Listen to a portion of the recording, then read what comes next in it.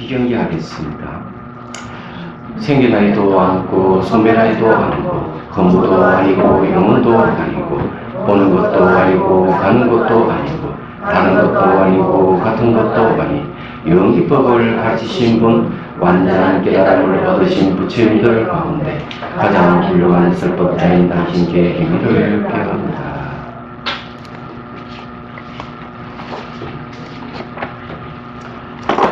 오늘은 283페이지 유통판 은충에게 보낸 답장 2. 묵조 사선에 빠져 있는 분이죠. 은충이라는 분이죠.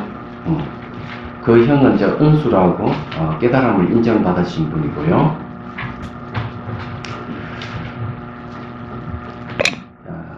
대선사의 코치를 들어보죠. 그대가 고요한 환경에서 공부한 것이 벌써 여러 해가 되었습니다. 자, 고요한 환경이라는 게 이제 묵조선을 했다는 거죠. 어떻습니까? 눈을 뜨고 사물을 대하는 곳에서 마음은 편안하십니까? 만약 편안하지 못한다면 이것은 고요한 환경에서 하는 공부가 힘을 얻지 못한 것입니다. 자, 이 얘기는 왜 하느냐 하면은 사물을 대할 때 마음이 편안하냐 이렇게 물었는데, 사물을 대할 때 마음이 편안하다 안 하다를 얘기를 하는 것은 대상이 영향을 받느냐 안 받느냐 이런 거예요. 우리는 사물을 보면 마음이 그 대상에 딸려가죠. 마음이 흘러가는 거죠. 그렇기 때문에 이제 이 마음이 편안하냐 안 하느냐 이렇게 물어보는 거예요. 여러분들은 그걸 알아야 돼요. 눈으로 사물을 보면은 그냥 본다고 생각하는데 절대로 그렇지 않습니다. 여기는 눈으로 사물을 보면은 마음이 눈구멍으로 흘러나가요. 얘기하잖아. 마음이 흐를 때는 거기에는 반드시 기운이 동반되고 있다는 사실을 알아요. 기운이 동반되기 때문에 마음을 바깥으로 계속 과도하게 쓰면은 몸 기운이 떨어지게 되어 있습니다. 그런 걸 어떻게 할 수가 있느냐 이러면 사물을 볼 때 보는 시선을 볼 수 있으면 바로 그런 반응을 할 수가 있어요. 이게 기운이 대상을 향하던 게 차단된다는 걸 알게 되는 거예요. 항상 마음이 있는 곳에는 기운의 흐름이 있다. 이걸 기억을 하셔야 돼요. 그렇기 때문에 대상이 강력하면 마음이 끄달려가는 힘이 강하기 때문에 거기서 에너지 소비가 굉장히 많아지는 겁니다. 얘기하자면 그만큼 마음이 이제 파도를 치는 것이죠. 그런데 인식 대상이 본래 존재하지 않는다는 걸 확실하게 체험한 사람에게는 마음의 동료가 없죠. 마음의 동료가 없다 하는 에너지 소비가 없다는 얘기도 해요.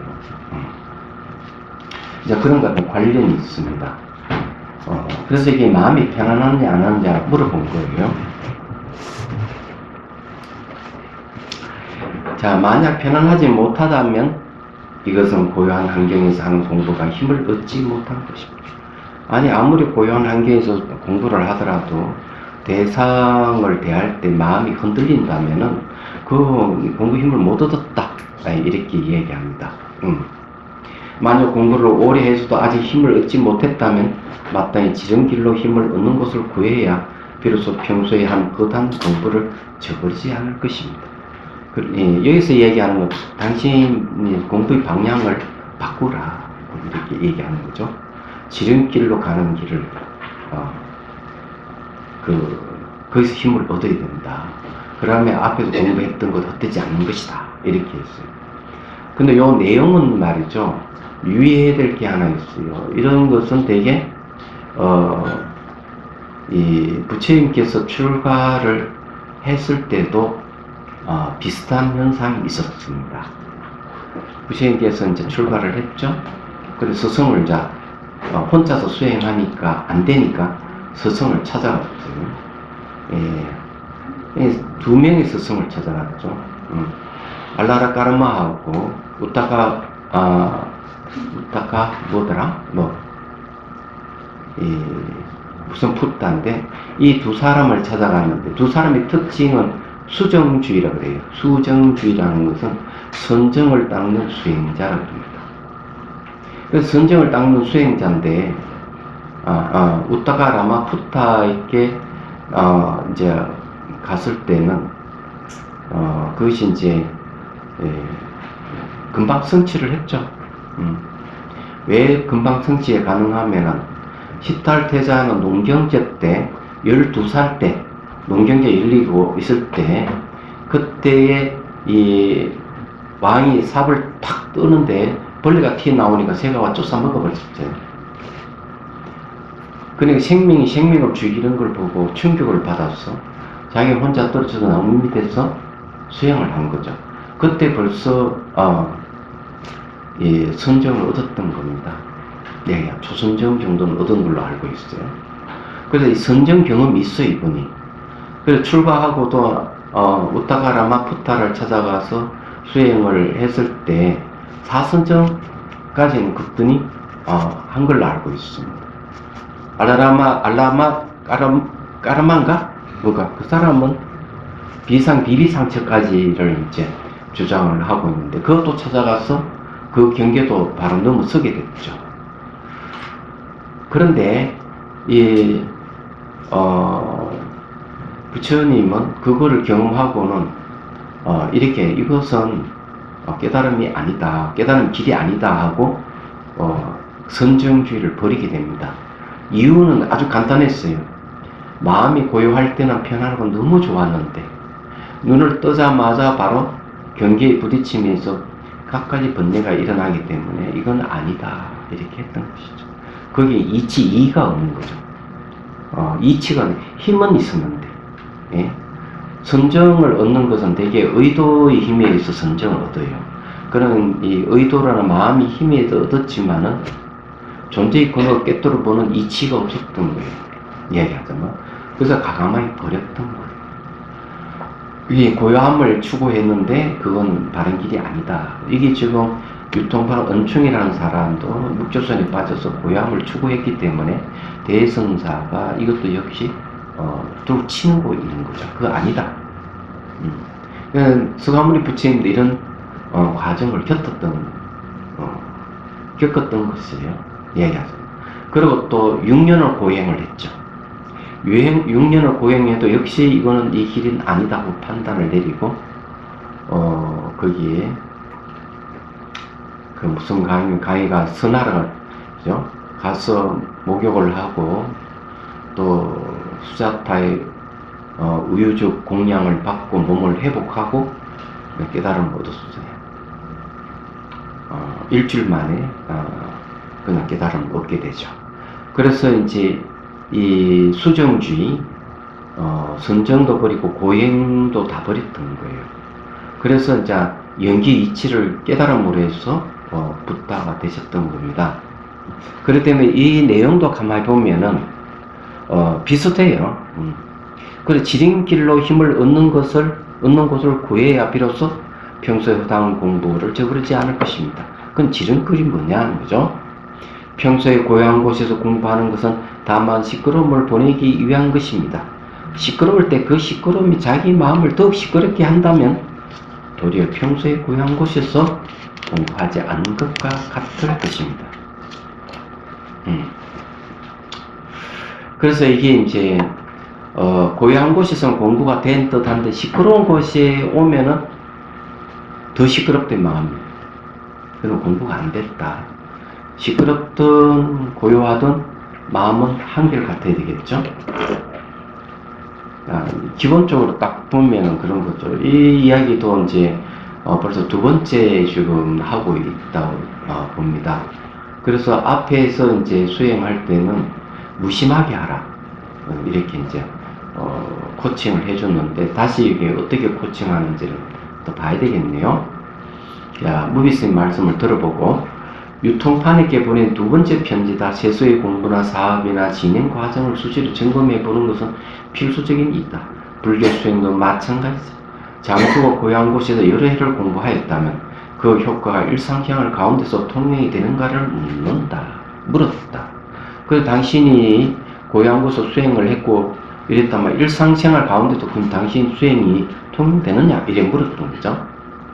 만약 일상에서 피할 수 없는 행주자와 어묵동정 등의 일을 하면서 행하고 머물고 앉고 눕고 말하고 말하지 않고 움직이고 움직이지 않는 등 일상생활을 얘기하던 등의 일을 하면서 아무런 효과가 나타나지 않는다면 그것은 고향 가운데서 전혀 공부하지 않는 것 같다.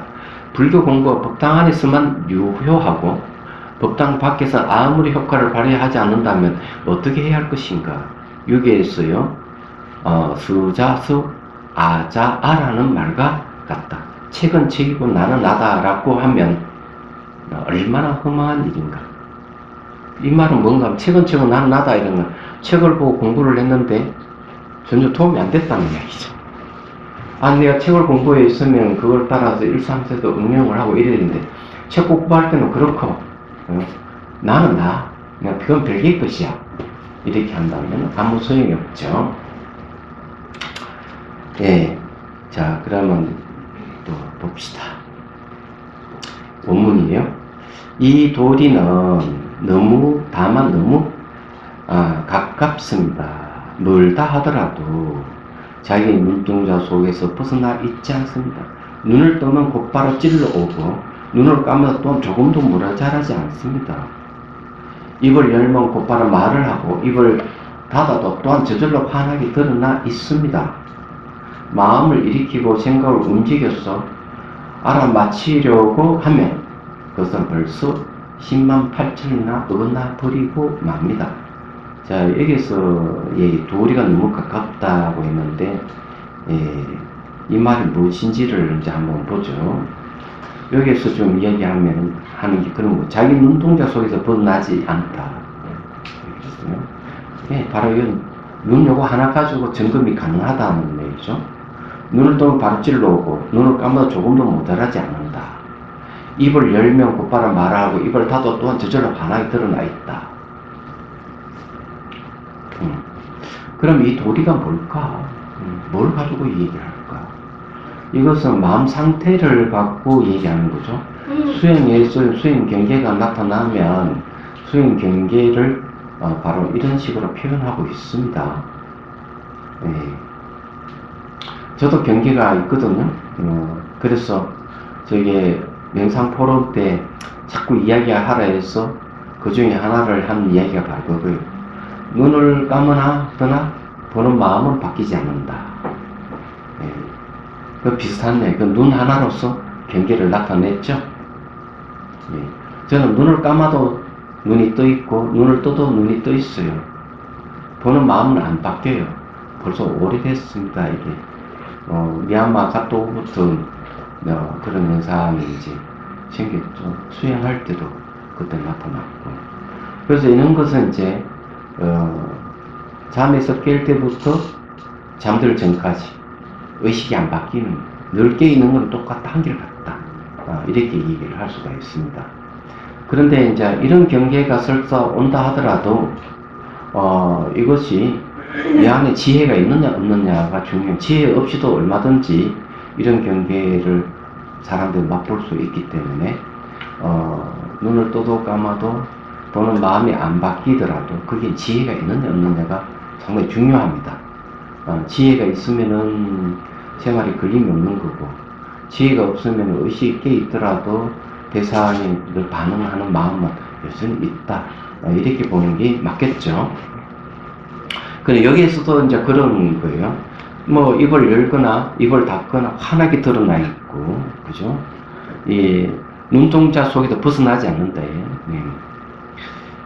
그래서 이게 눈을 감아도 하나도 모자라지 않는다. 그러면 이 마음이 동료가 없다는 이야기하고 거의 같은 이야기입니다. 자, 맞는지 안 맞는지도 그 다음 구절을 한번 보죠. 그래서 마음을 일으키고 생각을 움직여서 알아맞히려고 하면 벌써 마음을 일으켰다 그러면 틀렸다는 거죠. 그것은 벌써 10만 8천에 어긋나 버리고 맙니다. 곧바로 그대의 마음 쓸 곳이 없어야 이것이 가장 힘이 적게 됩니다. 자, 마음 쓸 곳이 없다. 마음 쓸 곳이 없다 하는 것은 마음 쓸 곳, 그 대상이 없다는 소리와 똑같은 말이죠. 마음이 쓸 곳 대상이 없으면 마음이 일어나지 않는다. 이런 얘기예요. 그래서 이게 이제 반야경에서 이야기한 대로 하면 보디사ttva 보살은 대상을 인식하지 않는다. 대상을 인식하지 않는다 하는 것은 인식할 대상이 존재하지 않음을 안다는 거죠.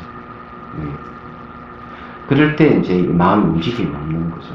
말하자면. 그래서 이게 마음 쓸 곳이 없어야 이것이 가장 힘이 적겠든, 마음 쓸 곳이 없다 하는 것은 대상이 없을 뿐만 아니라 그 쓸 대상이 없다면은 결국 마음을 일으킬 수가 없죠. 그러니까 얻을 바가 없다는 얘기예요. 대상을 내가 소유할 수 없으면 내 마음도 얻을 것이 없어요. 그래서 얻을 바 없음을 깨닫는다. 이렇게 얘기해요. 돈은 입던 유문론 나오죠.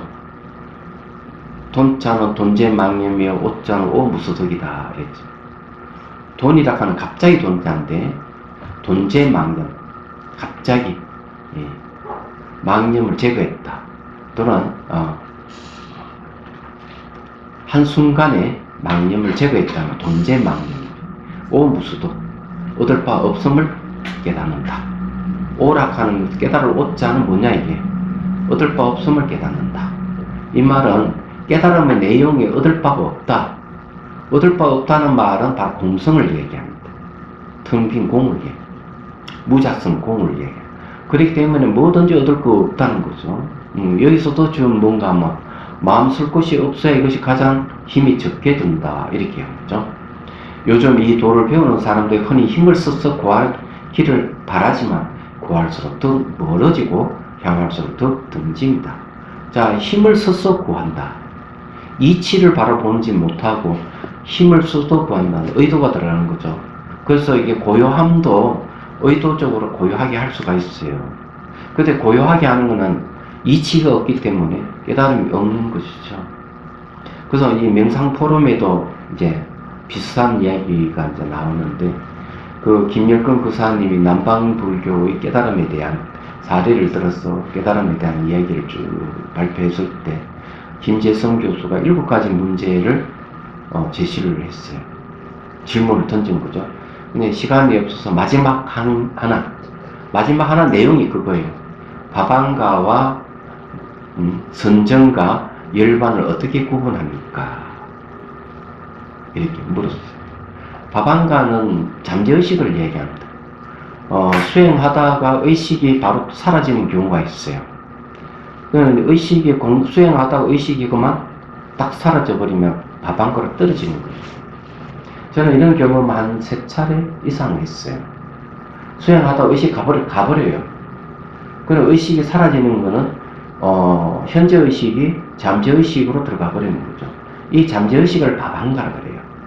근데 이것이 혹 잘못 오해해가지고 열반으로 오해할 수가 있습니다. 마음이 사라져 버렸으니까. 근데 열반도 역시 마음 움직임이 없어요. 근데 마음의 움직임이 없는 게 바방가만 그렇게 했어요. 선정도 마찬가지예요. 선정도 보면 거의 마음의 움직임이 없어요. 거의 없어요. 얘기하잖아. 그래서 이걸 3가지를 어떻게 구분하느냐가 매우 중요한 거죠. 그래서 사람들은 보통 그걸 구분을 못해요. 말하자면. 그걸 구분할 줄 아는 게 중요하다. 그래서 여기서도 지금 뭘 얘기하고 있는가 하면 힘을 써가지고 마음을 고요하게 하는 것. 힘을 써서 뭘 구하려고 하는 것.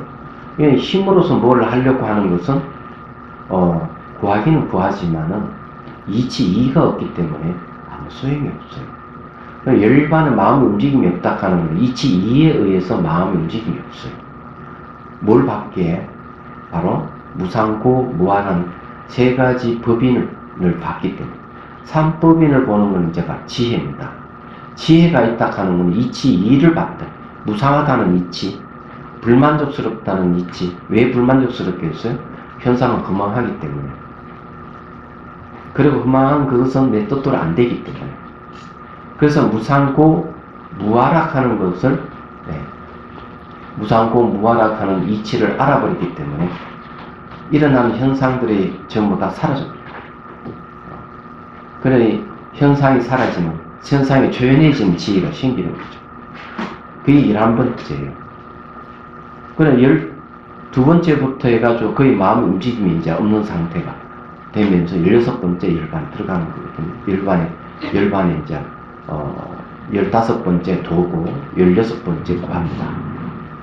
그래서 이 마음 움직임이 없는 거는 밥안가나 선정은 비슷하지만, 밥안가는 선정은 이가 없는 거고, 그건 지혜가 없지만은, 열반은 지혜에 의해서 마음 움직임이 없다. 그래 열반이 들어간 거예요. 그냥 번뇌가 다 소멸했다는 말이 그렇습니다. 선정은 번뇌가 다 소멸하지 않아요. 힘으로 누르고 있기 때문에.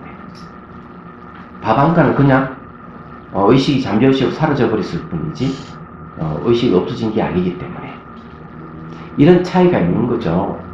그래서 이런 걸 명확하게 잘 구분을 해야 돼요.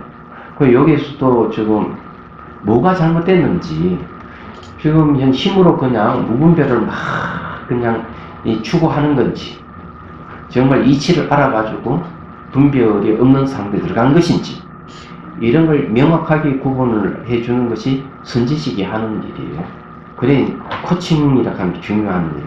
이런 사실을 잘 모르면 백날 해본들 무슨 소용이 있겠느냐. 가르치는 사람도 아무것도 모르는데 그 배우는 사람도 어떻게 알겠느냐. 수행을 하는 데는 반드시 코칭이 있어야 됩니다. 대선사의 대서가 바로 이 코칭 아주 중요한 서적이죠. 그 이제 선을 하시는 가나선 하시는 분은 반드시 서장을 봐야 되는 이유가 여기 있는 거예요. 말하자면은 이걸 지금 정확하게 지적을 하고 있다. 자, 그래서 힘을 써서 구하기를 바라지만 구할수록 더 멀어지고 향할수록 더 등집니다. 그런데 어찌 감히 이득과 손실이 기르게 떨어져 있으면서 시끄러운 곳에서 손실이 크고 고요한 곳에서 손실이 적다고 말하겠습니까? 그럼 뭐가 잘못됐지 않나요? 그러면 시끄럽다, 고요하다 하는 것을 하나를 깨뜨려 볼 수 있는 이치를 체득한다면 문제 없겠죠. 시끄러운 데 가서도 시끄러움에 매몰되지 않고 고요한 곳에 가서도 고요함에 매몰되지 않을 것이다. 이치로 보면은 고요함도 소유할 수 없고 시끄러움도 소유할 수 없다는 걸 확실히 안다면. 예. 그래서 이걸 이제 대승사가 이 얘기를 하는 겁니다. 말하자면. 자, 무비스의 말씀. 이 도리가 무엇인가 지금 이 순간 여기에서 이렇게 작용하는 것이다. 그 외에 달리 다른 것은 없다. 굳이 어디에 가서 찾아오는 것은 아니다. 만들고 다듬는 것도 아니다. 눈을 감아라 그대로 완전 무결하다. 말을 하든 침묵을 하든 그대로 여기에 그대로 존재한다. 이건 좀 이치를 얘기하는 거예요. 이치는 안 바뀌는 거죠. 그 이치를 다른 말로 하면 다른 말이라고 합니다. 그래서 부처님 깨달은 내용이 연기잖아요. 연기법이잖아요. 그 연기법경이 딱 그렇게 얘기해요. 부처님이요, 연기법은 당신이 만들었습니까? 다른 사람이 만들었습니까? 그 부처님 하시는 말씀이 내가 만든 것도 아니고 다른 사람이 만든 것도 아니다. 열애가 출현하거나 출현하지 않거나 이 법의 개는 상주한다. 법의 개에 상주한다는 말이 아니고 법의 개는 상주한다. 법계, 개락하는 성품성의 법성을 얘기하기 때문에 법성에 상주한다는 말은 안 맞는, 그러니까 번역이 오류가 있는 겁니다. 그러니까 한글 대장경에 번역을 그렇게 해놨다. 법계에 상주한다. 이렇게 하는. 법계라고 하는 말은 성이라는 말이고 법성이라는 연기를 얘기하기 때문에 그 연기법이 상주한다고 해야 되지 연기에 상주한다 하는 말은 맞지 않아요. 번역이 잘못된 거예요. 그래서 여기서 이제 이치 이는 바뀌지 않아요. 모든 존재 공통된 것은 안 바뀐다. 그런 걸 명확하게 알아야 된다 하는 거죠. 그래서 이제 눈을 뜨나 감으나 이 이치 이는 바뀌는 게 아니에요. 이걸 알아야 된다. 그럼 이치 이를 가지고 번뇌를 없애는 사례를 이제 보면 대승기신론의 사마타수의 근주심에서 얘기하죠. 근주심에서 처음에 내주심에서 마음이 안으로 모이게 하기 위해서 이렇게 하죠. 의지하지 마라.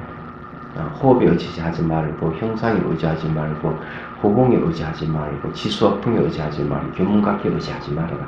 의지하지 말라고는 보지 말아라는 소리예요. 그래서 이렇게 수행할 때 현상 나타나면 안 봐야 돼요.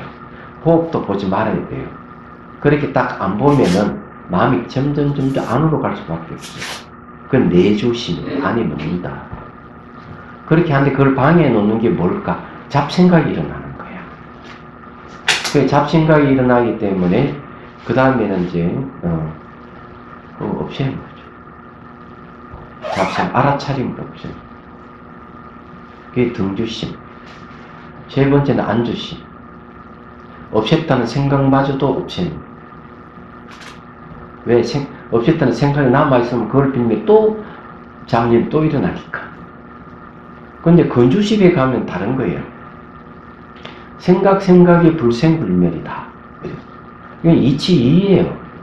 생각이 일어나도 일어나는 곳이 없고 사라지면 없는 걸 봐라. 그런데 생각이 생기고 사라지는 게 없다. 이렇게 이제 얘기를 하는 거죠. 처음에는 알아차림으로 없앴는데 네 번째 가서 알아차림으로 생밀이 없음을 알아차리라 이렇게 하고 있는 거예요. 이건 이치이가 들어가는 거예요. 이게 이러면 이제 상황이 또 달라집니다.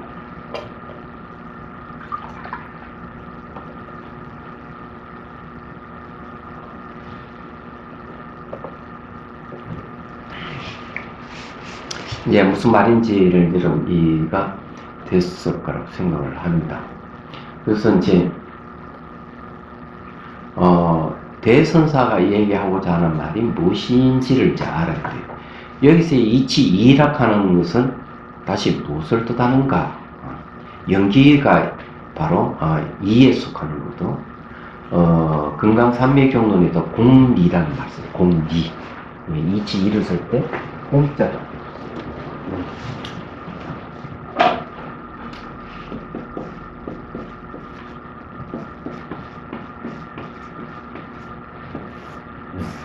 공이라는 말을 쓰고 있어요.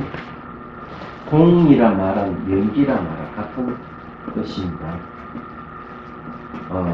텅 빈 공을 이해 못하면 연기를 이해합니다. 이거는 상호 의존이잖아요. 인과 의존이죠. 인과 의존입니다. 인과 의존인데 인과 의존과 상호 의존의 특징은 뭐냐? 내재하는 것이 있거든. 내재하는 것이 없다. 내재가 하는 것이 없는 것은 다른 말로 하면 공을 해요. 그리고 공과 같은 뜻이에요. 그래서 저 이치는 부처님께 출연하거나 출연하지 않거나 저 이치는 바뀌는 게 아니다. 그런 걸 다르마라고 얘기하는 거죠. 그러면은 대성불교에 왔어. 너는 성불교에 왔어는 이치이를 뭐라고 얘기할까 하는 게 있는 거죠. 이게 마음의 본성이다.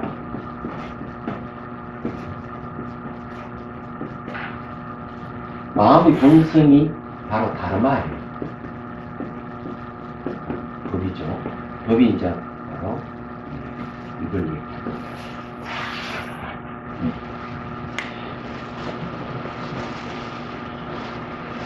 그렇기 때문에 현재 여기서 얘기하는 것은 현재 이 순간 다 작용하고 있는 것이고 달리 다른 것은 없다 하는 마음의 본성을 얘기합니다. 마음의 본성이 안 바뀌는 걸 얘기합니다. 그러면 마음의 본성에 대해서 그 이 앞에 대성사는 뭐라고 얘기했을까?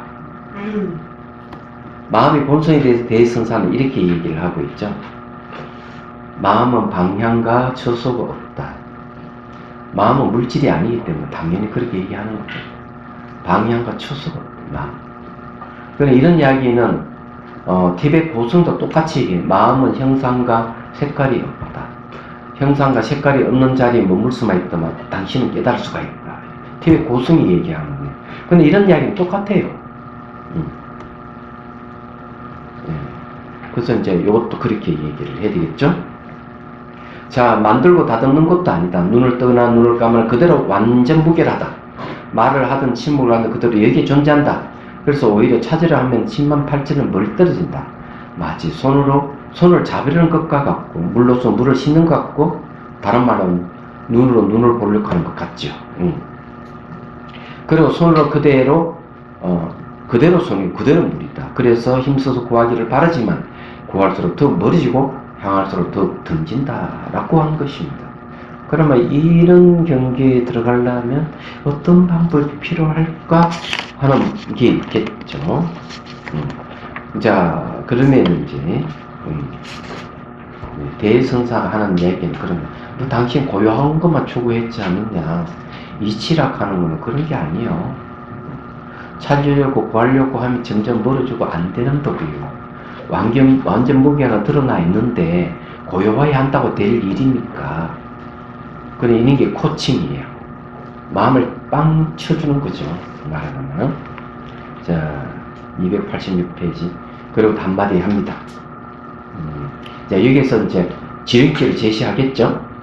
그대가 고요한 곳에서 20여 년을 머물러 있었습니다. 시험 삼아 조금 힘을 얻는 것을 가지고 잘 살펴보면 좋을 것입니다. 야, 20년 동안 세월이 너무 많이 흘렀다. 이렇게 얘기합니다. 만약 말뚝처럼 우두커니 고요한 가운데 앉아서 공부하여 힘을 얻는 것이라면 무슨 까닭으로 도리어 시끄러운 곳에서는 잃어버리는가? 내가 없다면 고요한 곳에서 또 얻을 것도 없다 하는 거 알겠죠?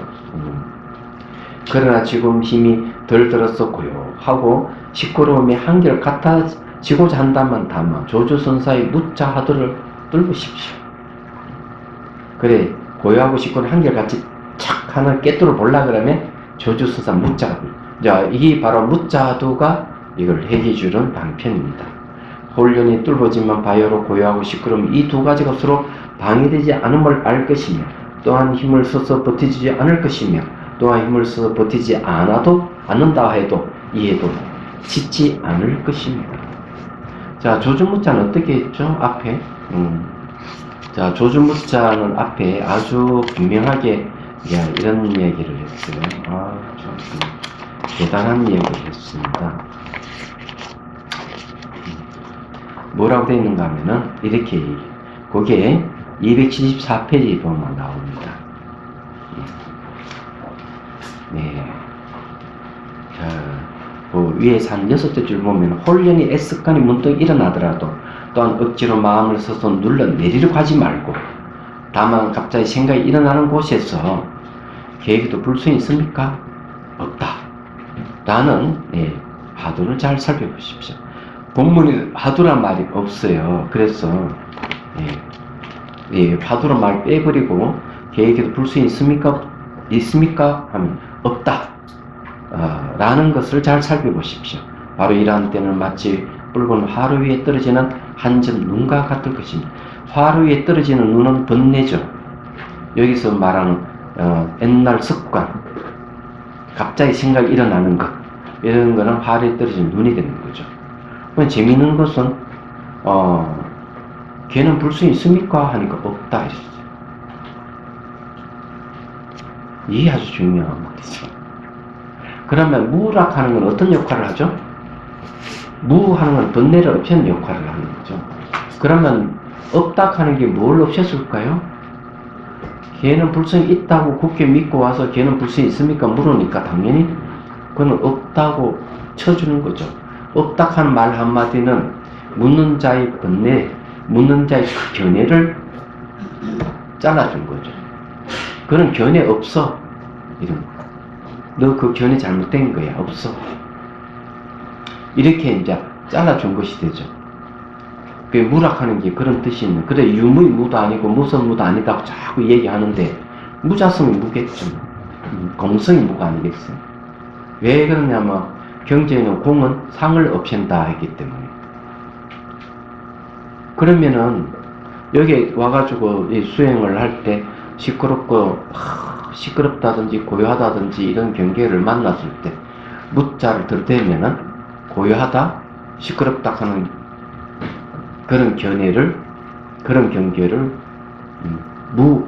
없다 하는 말로 없앨 수 있겠죠. 얘기하자면. 그래서 이게 조주 무자 그렇게 어려운 내용은 아닌 것 같아요. 아닌 것 같은데 중요한 거는 불성이 있습니까 없습니까 하는 거는 불성이 있다 없다 하는 걸 불성을 논의를 할 수가 없어요. 왜 그런가 하면은 불성은 공성에서 나온 거예요. 공성이 상을 없애서 부처를 이루니까 공성을 불성이라 했던 거예요. 이게 불성론에서 얘기한단 말이에요. 그러면 공성 자체가 있다 해도 틀렸고 없다 해도 틀린 거예요. 그래서 무하는 말은 뭔가 하면 불성을 제대로 드러내준 말이에요. 당신 견해만 없이면 불성이 그냥 드러난다. 그건 있다 없다고 이야기할 게 아니다. 이런 소리가 내용을 풀이해보면 이유는 간단해요. 그래서 걔는 불성이 없다고 굳게 믿고 오는 분이 와가 걔는 불성이 있습니까? 물어보면 있다. 없다고 생각하고 왔기 때문에 있다고 얘기해주고 또 있다고 생각하고 오는 사람은 없다고 해주는 거예요. 그래 그거는 그 대답이라 하는 그런 거죠. 그래서 선문 단련선에 보면 이 공안에 대해서도 세 단계를 세 부분을 수준을 나누는 거예요. 초보자에게 공안을 주는 것. 그럼 초보자에게 가장 알맞는 게 뭔가 하면 만법기를 일기하지. 모든 것은 하나로 돌아가는데 하나는 어디로 돌아갑니까? 너무 쉽잖아요. 수준이 좀 있는 이가 오면은 죽비배초. 죽비를 해도 30방을 맞을고 죽비를 안 해도 맞는다. 한번 읽어봐라. 세 번째 근기가 수승한 이가 오면은 바로 대답을 일준대. 하는 거는 해답을 바로 보여줬다. 이렇게 그 선문 단련선이 나와요. 영관 스님 번역에 그 선문 단련선 번역 책을 보시면 나와요. 그래서 이게 1700 공안도 이 수준이 있다는 거죠. 근기에 맞게끔 배포이 된다고 이렇게 얘기하거든요. 그럼 무차하고 쉬운 거죠. 그런 게 보면. 그래서 이제 이런 걸 알라 그러면 걔는 불성이 있습니까 없습니까 이렇게 하면 불성에 대해서 무엇인지를 명확하게 우리가 알고 화두를 드려야 될 거 아니에요. 그렇잖아요. 불성도 모르는데. 불성도 모르고 걔는 불성이 있습니까 없습니까? 예를 들어 불성이라고 하는 걸 어떤 실체라고 생각하는 사람이 무를 하도록 계속 둔다 이러면 아무리 무해도 실체라고 생각하는 사람에게 하도 깨지지 않죠. 안 그래요. 그게 이제 공성이고 불성이라 공성이다 하고 명확하게 알고 공은 유무를 떠난 것이다 하고 안다면 어디 되겠어요? 걔는 불성이 있습니까? 없다 한마디로 깨달을 수가 있죠. 바로 개합이 되잖아요. 없다라 하는 말하고 없다라 하는 말의 번뇌가 사라져버리면 온전히 마음의 본성이 싹 드러나 버리죠. 얘기하는 겁니다. 그래서 이게 별로 어려운 게 아니다 이게. 그래서 여기서 얘기하는 내용이 그런 거죠. 그래서 우리는 자꾸 묻자 하도록 하니까 한문 세대는 이해하겠는데 한글 세대는 묻자 하면은 이해가 안 되는 거예요. 풀어가지고 없다 하는 말을 써야 돼요. 걔는 불성이 있습니까? 없다. 이런 말을 써야 돼요. 다 풀어서 써야 돼요. 그래 그것이 우리에게 딱딱 와닿는 거죠. 하두를 참고한다. 응구를 붙들고 수행하는 게 하두 참고법인데 하두 참고법이라고 하는 조사의 응구를 매결해서 수행하는 방법을 제시한 거예요. 조사의 응구는 방편이에요. 응구를 따라서 가기만 하면 돼. 응구가 지시한 대로 가면은 마음이 본성으로 들어간다는 뜻이에요. 예를 들어가 불을 피우면 연기가 막 나면은 연기 따라 들어가면은 불 속으로 들어갈 거 아니에요. 불 속에는 연기가 없어요. 엉구를 붙들고 들어가면은 그 화수 속으로 들어가면 엉구는 없어요. 얘기하자면. 그건 방편이에요, 전부 다. 자, 그 다음에 이제 진국태 부인에게 보낸 답장을 공부를 하도록 합시다. 제가 여기서 아주 인상 깊은 말은 책은 책이고 나는 나다 하는 말이 굉장히 인상 깊은 내용이었어요. 공부를 하면서도 그 공부를 실생활에 응용을 하지 못하고 그래 공부는 공부고 나는 나다 하고 그런 사람은 변하지 않는 거죠.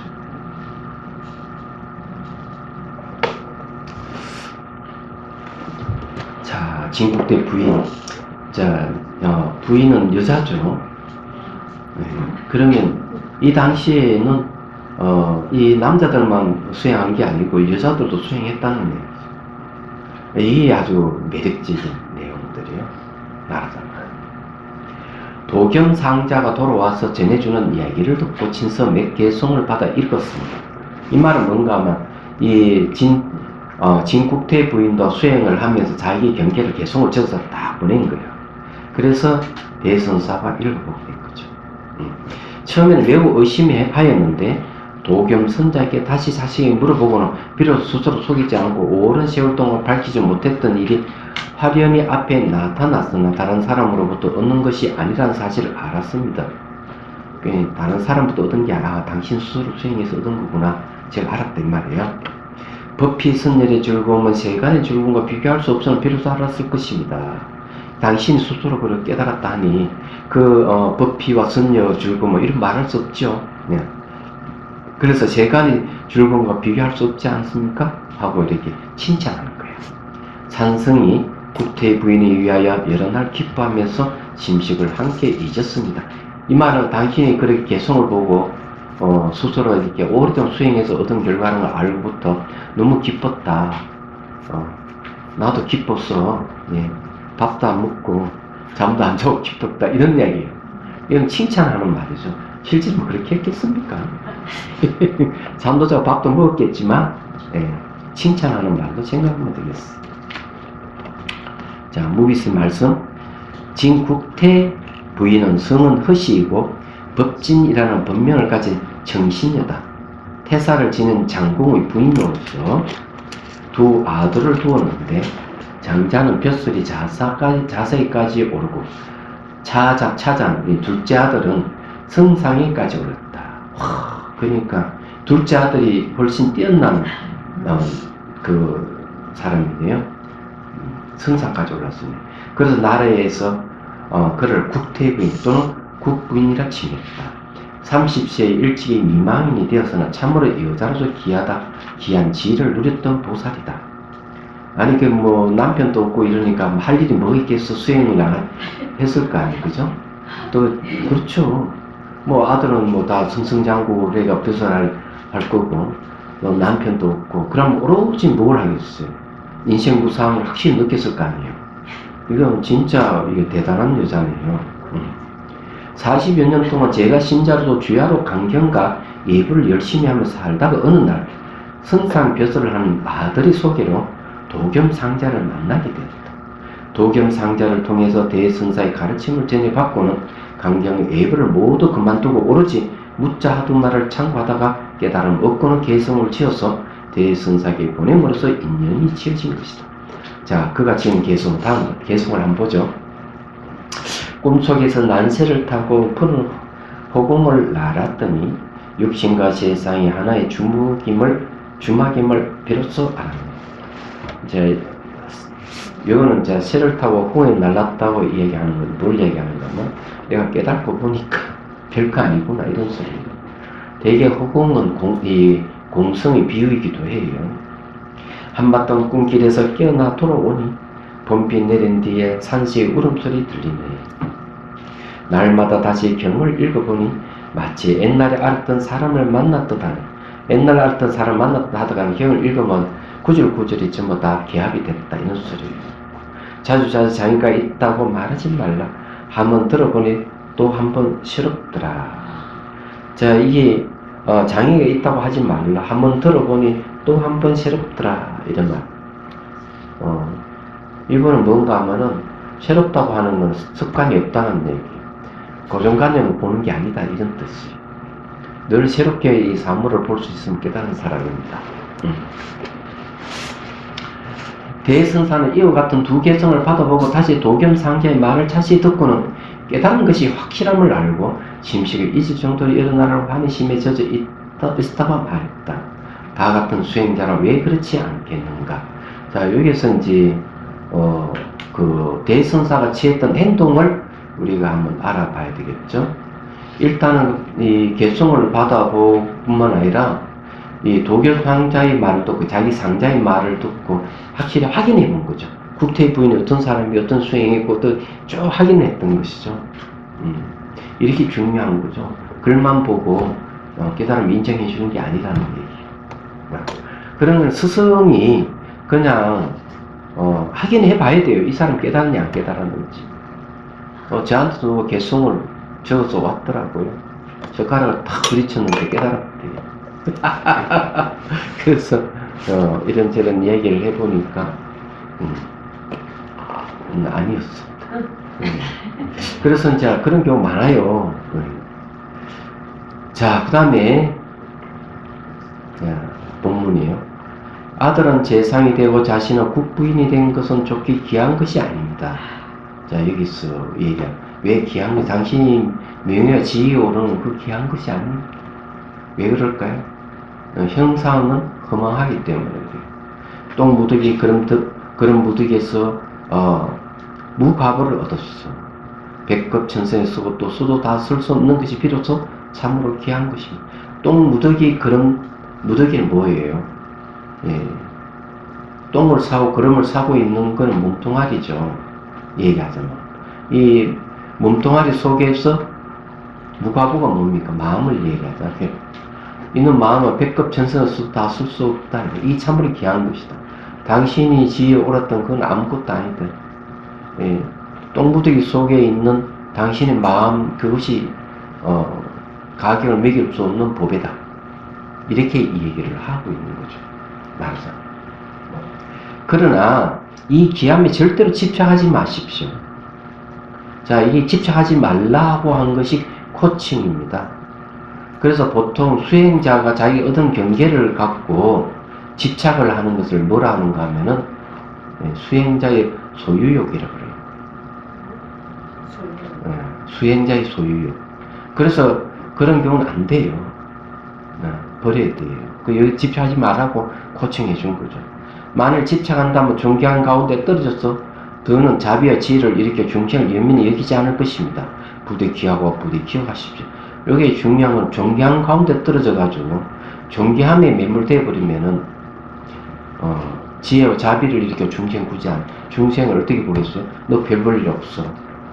난 귀하고 너는 별 볼 일 없어. 이렇게 하기 때문에 지혜와 자비가 안 생겨. 그럼 집착을 빨리 멀리 떠나라.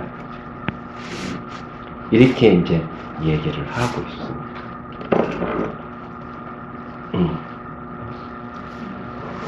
그래서 이제 부디 기억하고 기억하십시오.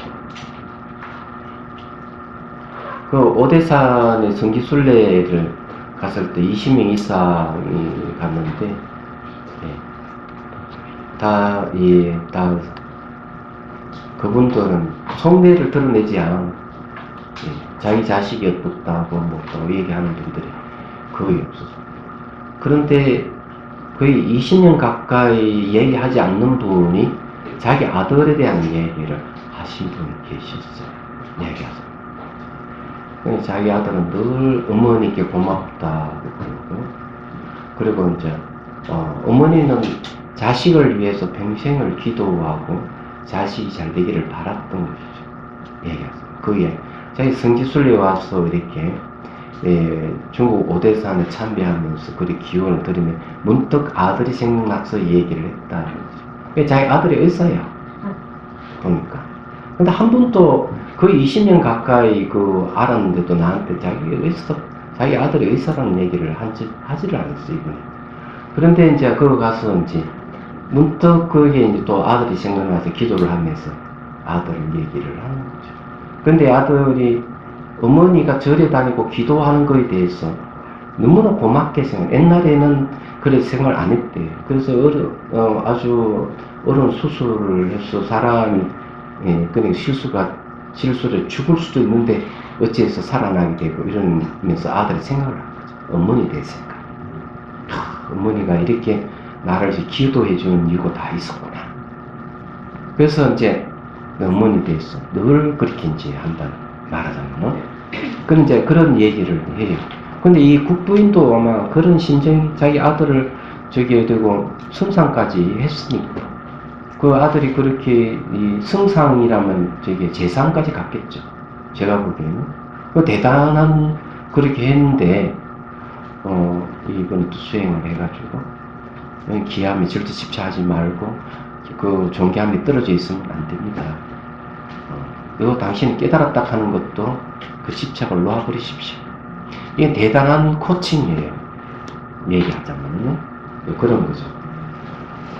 그런데 어쨌든 그분도 그렇게 항상 부처님을 생각하고 부처님께 기도를 하고 그렇게 일을 하셨어요. 근데 수행도 열심히 했어요, 그분이. 그분이 수행을 열심히 했다가 어떻게 하는가 하면은, 한 번은 이렇게 붕대를 감고 왔어요. 몇 년 전에, 와가지고 수행하러 온 거죠. 이 수행하러 왔는데, 뭐라고 얘기하는 거, 이렇게.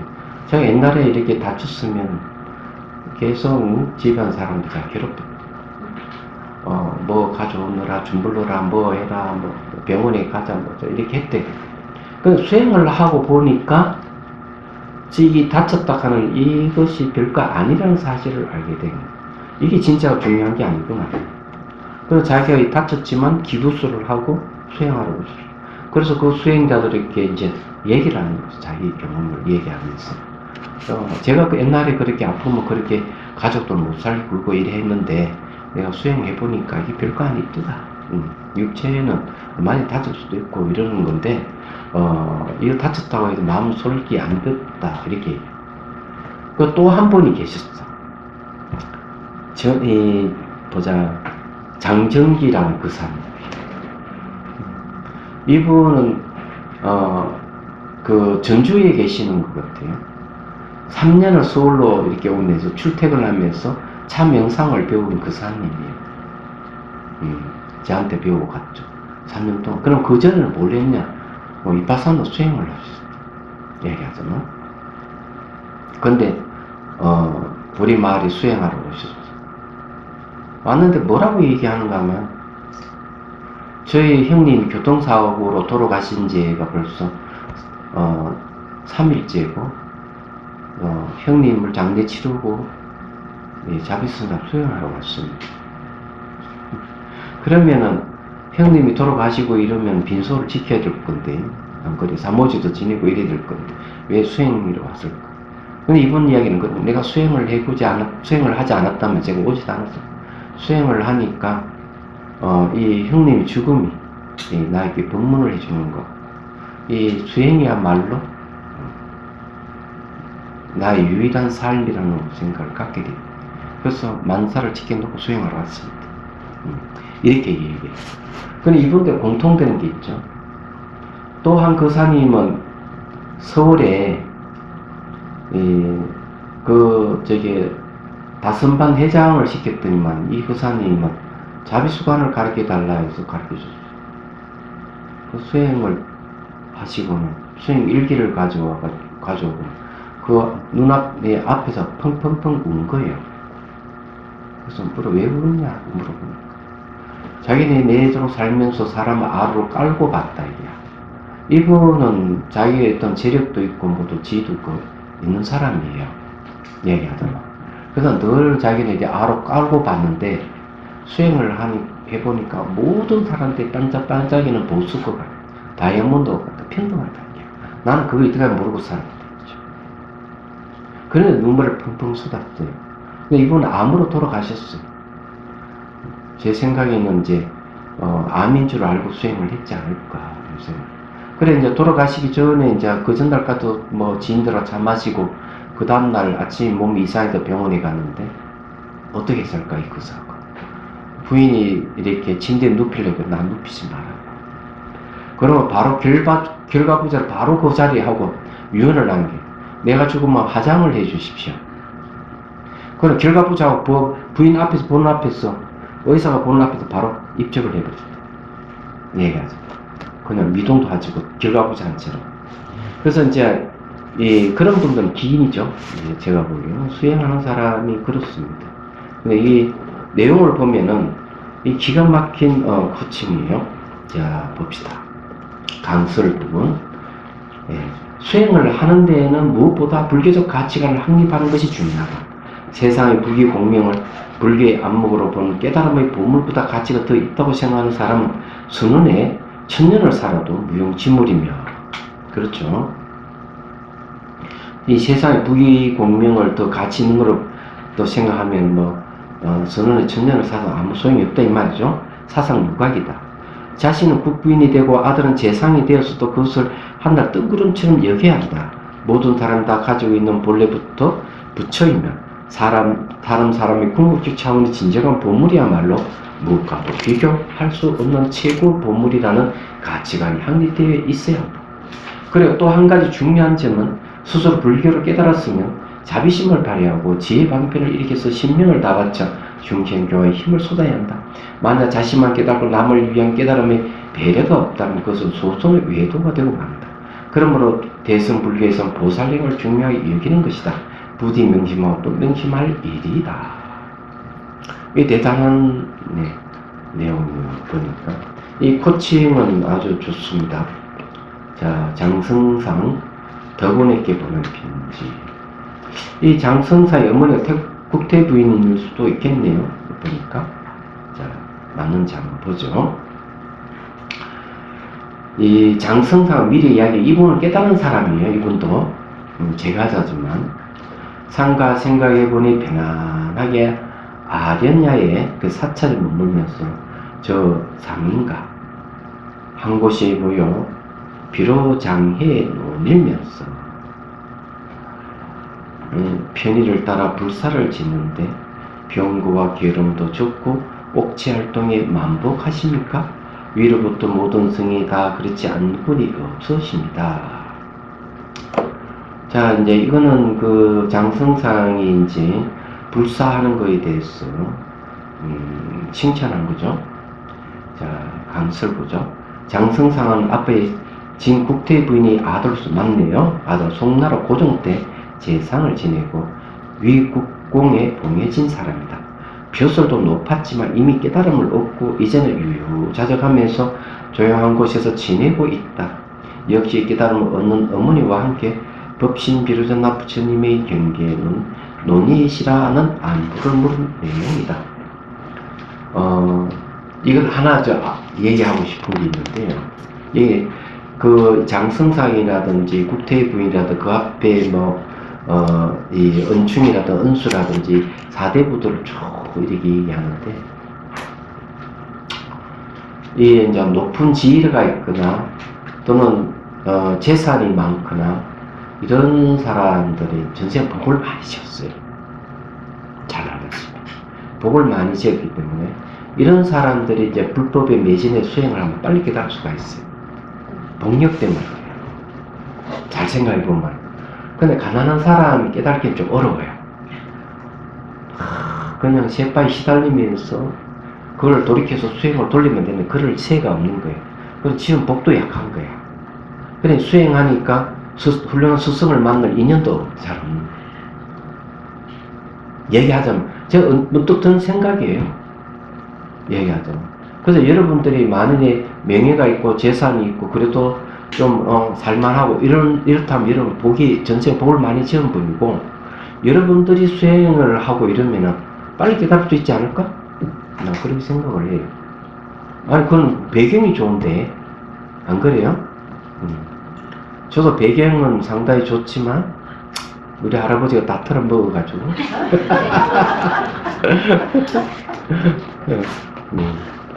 뭐 부자는 3대가 망해도 먹고 살만한 게 있다고 얘기를 하긴 하는데, 그래도 저게 뭐 숟가락 치면은 뭐 그것도 가문도 괜찮은 가문이에요. 예, 학자 집안이니까. 자, 그런데 이제 그런 걸 따져서 뭐 하겠어요? 출가자가? 안 그러겠어요? 예. 자, 이제 봅시다. 그러나 앞에 진국태 부인에게 보낸 편지에서도 언급하는 것처럼 깨달음을 이루고 나서 반드시 해야 할 중생교화의 불사를 강조한 내용이 깔려있어. 깨달은 사람이니까 거기에 머물지 말고 사람들 도와주라. 사람이 그 자리에 있으면서 그 일을 하기에 가장 효과가 크기 때문이다. 벼슬이 없는 사람이 교화 사업을 펴는 것과 재상의 자리에 있는 사람이 교화 사업을 펴는 것은 그 성과가 하늘과 땅 차이가 같기 때문이다. 그래서 권력 가진 사람들의 종교 편향 문제가 자주 일어나는 것이다. 근데 이게 맞는 이야기예요. 근데 부처님들이 잘 보면은, 부척을, 누구에게 부척을 하는가 하면은, 장자나 보살한테 불법을 부척하는 게 대성경전에 나와요. 그러면 보디사토바는 어느 정도의 경지가 있는가 하면, 어마무시한 재산을 갖고 있는 사람들이야. 보살이 되는 사람들. 그 배경이. 그러니까 그 사람이 전생부터 복을 많이 쌓아 이 세상을 수행해서 깨달음 얻었으니까 보살의 길을 가는 사람이 그 사람. 그래서 이 중생구제함에 있어서 재물을 막 세상에 막 풀어낼 수 있고, 그런 사람 지위가 있으니 말 한마디 딱 하면 그냥 세상을 움직이는 거예요. 그래서 이게 명예와 재산이 있는 이런 사람들, 가문이 있고 이런 사람들, 이런 사람들이 불법을 펴때는 사람들에게. 그래서 우리 절집에도 보십시오. 스님들 중에서 뭐 서울대 나왔다 그러면 나 신도들을 우르르 보잖아요. 거기 그냥 물론 이제 불법 이치에 봤을 때는 별거 아닌 걸 가지고 그런다 이러지만 세속 사람의 입장에서는 그렇지 않는 거죠. 더 존경스러울 수가 있는 거죠. 왜 저 사람이 저런 좋은 대학에 나왔으면은 어떻게 보면은 사업을 하든지 또는 이 벼슬을 하든지 충분히 할 수 있는데 마다하고 출가했다. 우리를 보죠. 당연히. 그건 나쁘지 않다고 생각해요. 대만에도 보면은 이 중대의 어느 큰 사찰에 한 100여 명의 청년들이 가서 며칠 수행을 하고 일시에 전부 다 출가를 해버렸어. 근데 그거는 유명한 어떤 그러니까 사람들 자제들이 대부분이 있고 재산이 있고 명예가 있는 사람, 이름 있는 또 연예인들도 있고 이런 거. 그냥 100여 명 정도가 그냥 출가를 해서 난리가 났죠. 내만의 발칵 뒤집힌 사건이 얘기하자. 근데 그 얼마나 훌륭한 스님이 있었어. 한 100여 명이 거기 와서 수련을 하고 일시 다 출가를 해버렸으니까 난리가 나버린 거죠. 우리나라에도 서울대 출신 6명인가 일시 같이 출가하겠다 하면 난리가 난 적이 있죠. 예, 그런 일을 좀 연대에도 좀 그랬으면 좋겠죠. 그럼 얼마나 좋겠어. 자, 오늘 요게까지만 하고요. 오늘 다음 시간에